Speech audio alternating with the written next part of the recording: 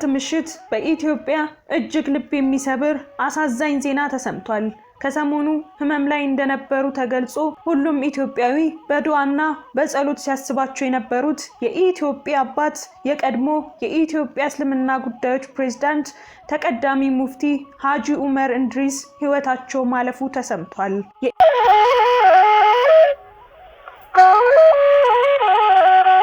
የኢትዮጵያ እስልምና ታላቅ አባት ሐጂ ዑመር እንድሪስ ደመቀ ረጅም የአገልግሎትና የእውቀት ጉዞ ያሳለፉ አባት ናቸው። የትውልድ ቦታቸው በወሎ ክፍለ ሀገር ለጋምቦ ወረዳ ገነቴ መንደር ሲሆን የተወለዱት ግንቦት 21 1929 ዓመተ ምህረት ነው። ገና በለጋ ዕድሜ የእውቀት ፍቅር በልባቸው ሰርጾ ከአባታቸው ፈቃድ ተቀብለው የእስልምናን እውቀት ፍለጋ ጀመሩ። ከ50 ዓመታት በፊት ወደ አዲስ አበባ የመጡት መምህራቸውን ወይንም ደግሞ ኡስታዛቸውን ፍለጋ ነበር። መምህራቸው ሐጂ ሙሐመድ ሳኒ ሐቢብ ዕውቀታቸውን ለሌሎች ለማስተማር በቂ መሆኑን ተገንዝበው በአንዋር መስጂድና በመስጂድ ኑር እንዲያስተምሩ መደቧቸው። ከ50 በላይ ሃይማኖታዊ መጻሕፍትን የጻፉ ሲሆን ቅዱስ ቁርአንንም ተርጉመዋል። ትርጉማቸውም በሲዲም ተሰራጭቷል። በአዲስ አበባ ቆይታቸውም ቅዱስ ቁርአንን ከ300 ጊዜ በላይ በትርጉም አስተምረዋል። በኢትዮጵያ ውስጥ የተፈጠሩ በርካታ ሃይማኖታዊ አለመግባባቶችን በመፍታትም ስማቸው ይጠራል። በደርግ ዘመን የኢትዮጵያ እስልምና ጉዳዮች ምክር ቤትን ከመሰረቱት መካከል አንዱ ነበሩ። በ1967 የምክር ቤቱ አባልና የኡለማ ሊቀመንበርም ነበሩ። ከመጋቢት 2010 እስከ ግንቦት 2014 ዓመተ ምህረት የኢትዮጵያ እስልምና ጉዳዮች ጠቅላይ ምክር ቤትን በፕሬዝዳንትነትም መርተዋል። እኚህ ታላቅ የሀገርና የሃይማኖት አባት ለዘመናት ላበረከቱት አስተዋጽኦ ምስጋና ይገባቸዋል። የእኚህ ታላቅ አባት ህልፈት ከተሰማ ጀምሮ የተለያዩ ተቋማትና ግለሰቦች የሀዘን መልእክታቸውን እያስተላለፉ ይገኛል።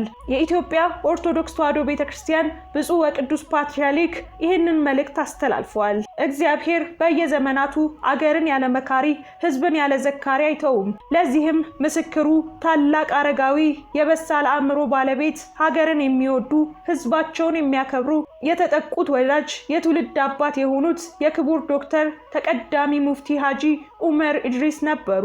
ኢትዮጵያ በጣት ከሚቆጠሩ አረጋውያን አፈማር ከሆኑ መካሪዎች መካከል አንዱ የሆኑት ለመወደድ የታደሉት የዘመናችንን ጌጥ አጥታለች። ይህንን የድካም ዓለም መገላገል ለእርሳቸው እረፍት ቢሆንም ለሀገር ግን ታላቅ ጉዳት ከመሆኑም በላይ እድሜን ከጥበብ ጋር ያዋሃዱ በሁሉ ዘመን አይገኙምና ሀዘናችን ጥልቅ ነው። ለቤተሰቦቻቸው፣ ለእስልምና ሃይማኖት ተከታዮችና ለመላው የኢትዮጵያ ህዝብ መጽናናትን እንመኛለን። እግዚአብሔር አምላክ ኢትዮጵያንና ህዝቦቿን ይባርክ ሲሉ መልእክታቸውን ያስተላለፉት አባ ማቲያስ ቀዳማዊ ፓትርያርክ ርዕሰ ሊቃነ ጳጳሳት ዘኢትዮጵያ ሊቀ ጳጳሳት ዘአክሱም ወዕጨጌ ዘመንበር ተክለ ሃይማኖት ናቸው። የኢትዮጵያ እስልምና ጉዳዮች ጠቅላይ ምክር ቤት መሪ የነበሩት ታላቅ አባት ክቡር ዶክተር ተቀዳሚ ሙፍቲ ሐጂ ዑመር እንድሪስ የመጨረሻውን የክብር ጉዞ እያደረጉ ነው። ከላንቻ መኖሪያ ቤታቸው ተነስቶ አስክሬናቸው በብዙ ሺዎች በሚቆጠሩ ወዳጅ ዘመድና የአክብሮት ሰዎች ታጅቦ ወደ ፒያሳ ኑር መስጂድ እየተሸኘም ይገኛል። በስፍራው የተሰበሰቡት ኢትዮጵያውያንን መመልከት ብቻ ምን ያህል ተወዳጅ አባት እንደነበሩ ምስክር ይሆናል። ተወዳጁ ቴዲ አፍሮ ስለ ተቀዳሚ ሙፍቲ ሐጂ ዑመር እንድሪስ ሩህሩህና ትሁት የሃይማኖት አባት ምሳሌ ነበሩ ሲል የተሰማውን ሀዘን ገልጿል። ቴዲ አፍሮ ባስተላለፈው መልእክት ተቀዳሚ ሙፍቲ ሐጂ ዑመር እንድሪስ ከሙስሊሙ ማህበረሰብ አልፎ በመላው ኢትዮጵያውያን ዘንድ እጅግ ተወዳጅ፣ ሩህሩህና ትሁት የጥሩ ሃይማኖት አባት ምሳሌም ነበሩ ብሏል። ቴዲ አፍሮ በዚህ ከባድ ሀዘን ለቤተሰቦቻቸው፣ ለወዳጅ ዘመዶቻቸው እንዲሁም ለመላው ኢትዮጵያውያን መጽናናትን ተመኝቷል። በተጨማሪም ፈጣሪ ነፍሳቸውን እንዲምርልን የሚል ልባዊ ምኞቱን ጨምሮ ነፍስ ይማር በማለት ሀዘኑን ገልጿል። ቴዎድሮስ ተክለአረጋይ በበኩሉ ተቀዳሚ ሙፍቲ ሐጂ ዑመር እንድሪስ በማረፋቸው ከፍተኛ ሀዘን አልተሰማኝም። ሀዘን ከተሰማኝም ለሀገሬና ለሀገሬዎቹ ነው። ምልክታቸውን አጥተዋል። ፍቅርና ሰላም ከቦታው ላይ አጥተናል። ሙፍቲ ምን ጎደለባቸውና ያሳዝኑኛል። ብዙዎቻችን መሆን ፈልገን ያቃተን እሳቸውን ነው። ፍቅርን ሰብከዋል፣ ኖረውታልም። ለሰው ልጅ ልጅ ያላቸው ክብር በአንደበት ብቻ ሳይሆን በህይወት ኖረው ያሳዩት ነው። የእስልምና ብቻ ሳይሆን የሃይማኖት መሪ ምልክት ነበሩ ብሏል ቴዎድሮስ ተክለአረጋይ። ጨምሮም በክርስትና እምነት ስር የሚገኙ ሃይማኖት ተከታዮች ብዙዎቹ ከየትኛውም የክርስትና መምህር በላይ በተቀዳሚ ሙፍቲ ሀጂ ዑመር ኢድሪስ ላይ ተመሳሳይ የመውደድና በህልፈታቸው የማዘን ስሜት አሳይተዋል። ከተሳሳትኩ አርሙኝ እንጂ ይህ ካሁን ቀደም በማንም የሃይማኖት አባት አልታየም፣ ወደፊትም እንጃ። ሀጂ ክርስቶስን አልሰበኩም። ከብዙ ክርስቶሳውያን በላይ ግን እንደ ክርስቶስ ያለ ፍቅርና ሰላምን ኑሮ አሳይተውናል ብሏል። ተቀዳሚ ሙፍቲ ሀጂ ዑመር ኢድሪስ አንድ ሃይማኖተኛ የሃይማኖት መሪም በምድር ሊኖረው የሚገባውን ህይወት ኖረውታል። በኮቪድ-19 ወረርሽኝ ወቅት የጋራ ጸሎት ሲደረግ እናት ተቀዳሚ ሙፍቲ ሀጂ ዑመር ኢድሪስ ሲናገሩ ሰምታ እስላም በእሱ አነጋገር ናቸው እኚህ ሰውዬ አለችኝ። አዎ አልኳት። ከአንደበታቸው እንዴት ያለ ማር ይዘንባል፣ አነጋገራቸው ልብ ጋር ይደርሳል፣ እግዚአብሔር እድሜ ይስጣቸው አለችኝ። ይሄ ተሰርቶ የሚገኝ ሳይሆን በጸጋ በኩል የሚገኝ ነው። የሁላችንም የሰላም የፍቅር አባት ተቀዳሚ ሙፍቲ ሀጂ ዑመር ኢድሪስ ነፍሶ በሰላም ትረፍ ሲል መልእክቱን አጠቃሏል። የቀድሞ የኢቲቪ ጋዜጠኛ መስከረም ጌታቸው እንዲህ ስትል ስለ ተቀዳሚ ሀጂ ሙፍቲ ጽፋለች። አገር ጥቁር ትልበስ ቃለ መጠይቅ የማድረግ እድል ሳገኝ ኢቲቪ ገብቼ አመት ገናም አልሆነኝ። አዲስ ማይክ ያስኩ ጋዜጠኛ ነበርኩ። የእስልምና እምነት ተከታዮች በዓል ነበርና ስለ መንዙማ ለመስራት እሳቸውን ደውዬ በመኖሪያ ቤታቸው ስርዓቱን ለመከወን ፍቃደኛ ሆኑ። ደረስን። ሌሎች አባቶችን ሰብስበው ተቀበሉን። የሃይማኖት በዓላትን መስራት ከባድ የሚያደርገው የቤተ እምነቱን ስርዓት መጠበቅ፣ ህግጋትን ማክበር የግዴታ መሆኑ ብቻም ሳይሆን ስህተት ብንፈጥር በተቋምም ሆነ በግል የሚመጣው ጫና ጥያቄ ለመመለስ ከባድ ነው። ገና ጀማሪ ስትሆኑ ደግሞ አስቡት። እኔ የእምነቱ ተከታዮች የሚለብሱትን ድሪያ ብለብስም እየተንሸራተተ ጸጉሬ እንዳይታይ በሰቀቀን ወዲያ ወዲህ ላለው እቀመጥና እንደገና እንዲህ መቀመጥ የለብኝም ብዬ እነሳለሁ፣ እንደገና እቀመጣለሁ። የእሳቸው ግርማ ሞገስ ደግሞ እንዲሁ ብርክ ያስይዛል።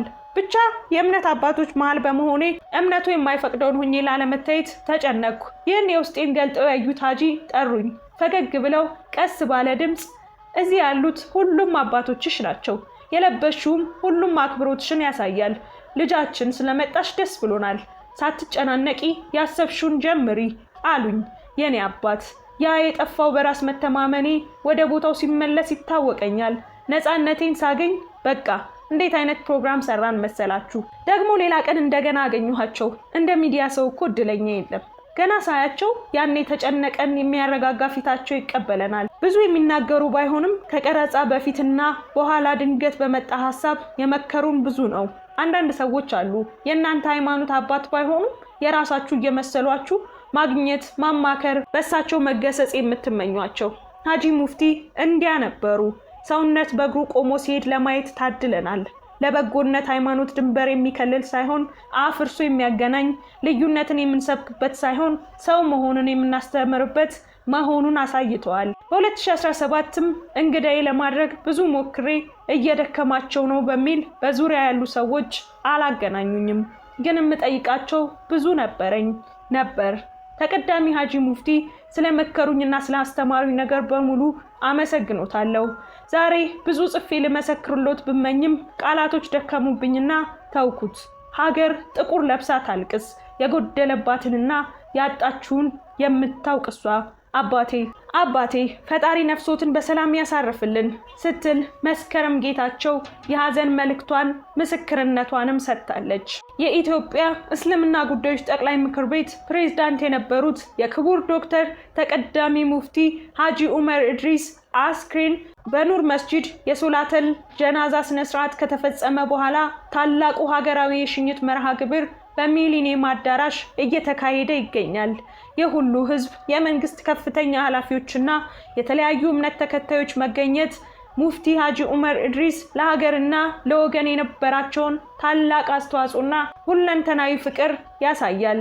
ስማቸው ሁልጊዜም ከኢትዮጵያውያን ፍቅርና አንድነት ጋር ተያይዞ ሲነሳ ይኖራል። የተቀዳሚ ሙፍቲ ሀጂ ዑመር ኢድሪስ የቀብር ስነ ስርዓትም በኑዛዜያቸው መሰረት እንደሚከናወን ልጃቸው አህመድ ሙፍቲ ዑመር ገልጿል። በዚህም መሰረት የክቡር ዶክተር ተቀዳሚ ሙፍቲ ሐጂ ዑመር ኢድሪስ የቀብር ስነ ስርዓት ጋርመንት ሰፈራ አዲሱ አትክልት ተራ ትንሽ ዝቅ ብሎ ድልድዩ አጠገብ በሚገኝ ስፍራ ቁርአን በሚያስተምሩበት መስጂድ ቅጥር ግቢ ውስጥ የሚከናወን ይሆናል። ይህንንም ሁኔታ ሙፍቲ በህይወት እያሉ ከተለያዩ የአዲስ አበባ ከንቲባዎች ጋር ተነጋግረው መጨረሳቸውን ልጃቸው አሳውቋል። አላህ ሙፍቲን ይማራቸው፣ የጀነትም ይበላቸው። ኢትዮ አዲስ ነገር ፈጣሪ የክቡር ዶክተር ተቀዳሚ ሙፍቲ ሐጂ ዑመር ኢድሪስን ነፍስ እንዲምርልን ይመኛል። ከዚህ ኢትዮጵያውያን የምንማረው ብዙ ነው ለማለትም እንወዳለን። ቸር ቆዩን።